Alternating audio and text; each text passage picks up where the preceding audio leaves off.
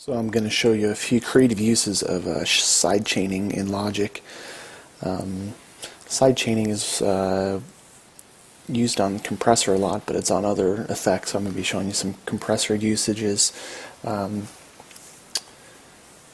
the sidechaining does is you normally put a compressor on a track and it'll use the incoming audio to determine what the compressor is going to do.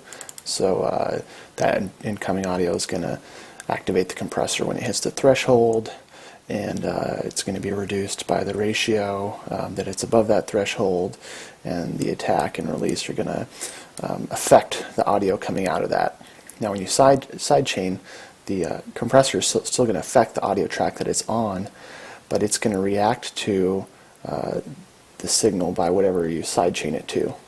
So it'll be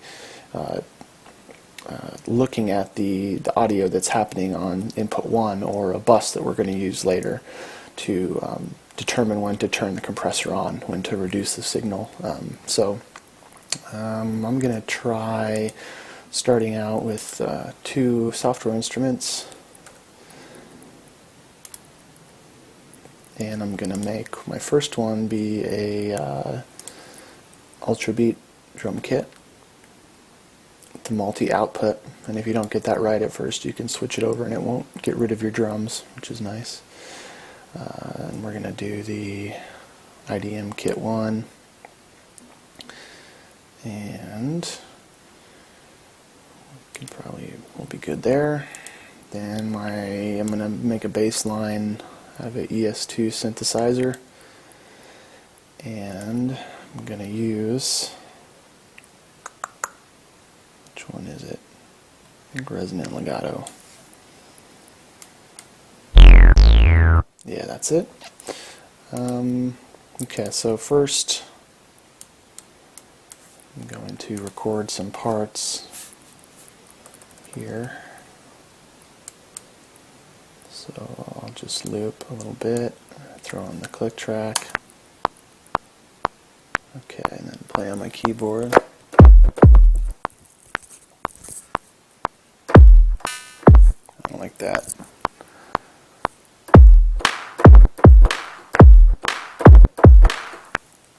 Okay, and then I'm going to hit capture last take as recording, which I have mapped. Then I'm going to trim this down with another key command I like to map,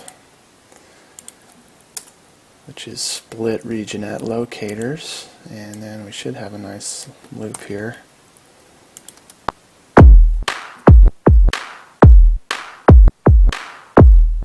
Okay, we got 2 kicks there, so let me do a little quantizing here.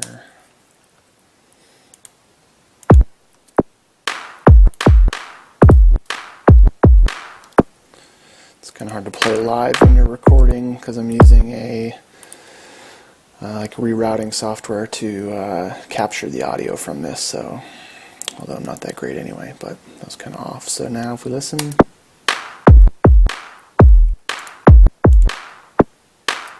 extend that a little bit. Okay, so that's good. Turn off the click now. And then I'm going to play my bass line here.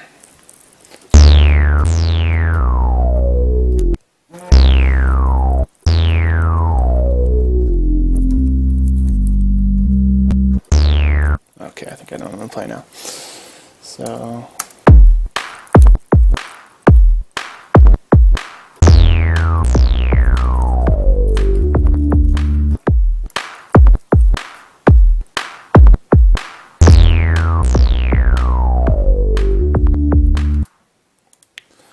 alright, so we'll do the same thing real quick. Split that. Go inside here. And I'm just going to remove the gap on that. And extend that a little bit. Okay, now, so what I want to do is I want to have the kick from the Ultrabeat reduce the level of this ES2 synthesizer. So we want to put the compressor on the ES2 So I'll throw that on there. And then I need to get the kick of the ultra beat routed to a bus. So I'm going to go to the mixer, and you can see this button right here. You may have never noticed it, but when you press it, it adds the multi-output aux for the instrument that you just pressed it on. So now I have coming from ultra beat 3 and 4 to aux 1 right here. And then I'm going to route that to bus 10. I use bus 10 because if I were to pick bus 1 or 2, it would throw it here, but then it would put another ultra beat input on it. I'm not exactly sure. I think maybe those are all reserved for that instrument since it's been set up. But I push it up to 0, and then I'm going to turn off the output because I don't need that being louder. And the one last step on this is to go look at my kick, and if you let it play, you can see that's the one being triggered. I'm going to change that to 3/4. So now we go here. You can see that running through aux 1 now. So now we have that set up. We need to set the compressor for the sidechain and then set the compressor settings. So here's the compressor we're going to be looking at, which I already had up, and going to do sidechain on bus 10, and we're going to listen to how that sounds.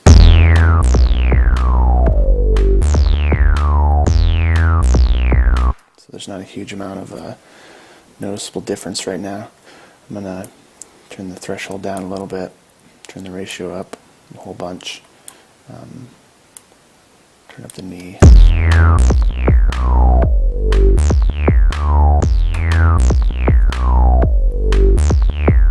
So there you can hear it's really starting to pull that synthesizer down.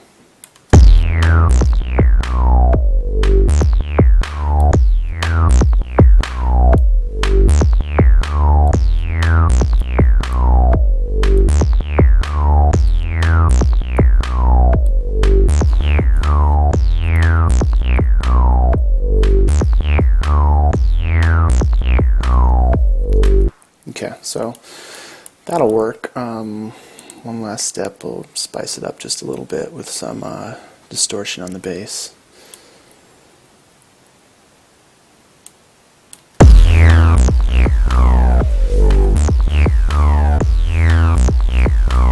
But then we're not exactly getting the same effect there, and that's because the order. So you can hold down the command key and drag your compressor after the bit crusher.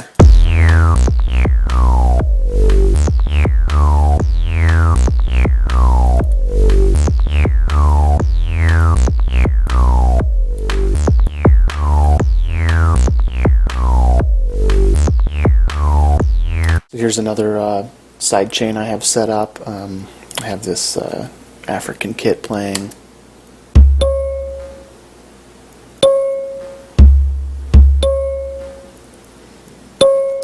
Then I have this pink noise set up with it's got the test oscillator with actually white noise playing.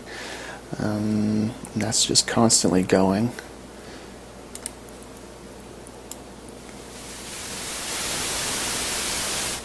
And then we have the compressor set up on the oscillator and sidechain to the bus that the high kind of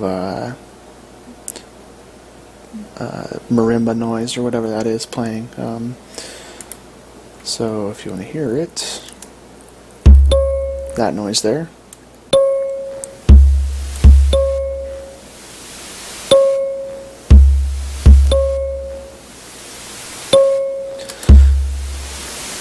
So you can set up pads that behave like the bass that are reduced whenever something else hits.